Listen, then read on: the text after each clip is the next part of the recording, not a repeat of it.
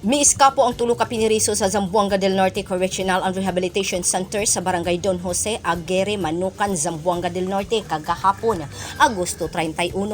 Hangtod ni mga takna padayon pa nga nagapangita ang mga otoridad sa tulo ka preso nga miiskapo sa Zamboanga del Norte Provincial Jail. Giila ang mga nakaikyas gikan sa ilang detention cell nga sila si Edwin Albesa nga taga Santa Filomena, Dipolog City ug may kasong rape o pagpanglugos. Si Carly Tutuan nga taga Barangay Palaranan, Manukan, Zamboanga del Norte nga nagatubang sa kasong frustrated murder.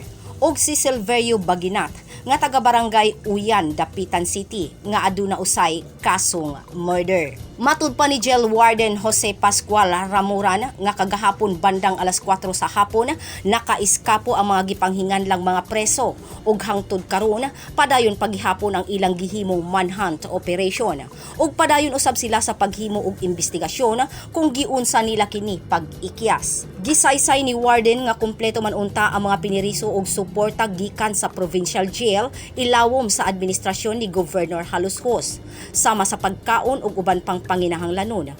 Maong wala pa sila masayod kung unsa gayud ang hinungdan kung nganong miiskapo ang tulo ka piniriso. Giawhag karon sa publiko kung si kinsa ang nasak-an o nakakita sa tulo nga mga takas nga preso, mahimong mutaho sa buhatan sa pulis o motawag sa cellphone number 0970-080-2242. Grace Alconaba, Newsline Philippines. Stay safe.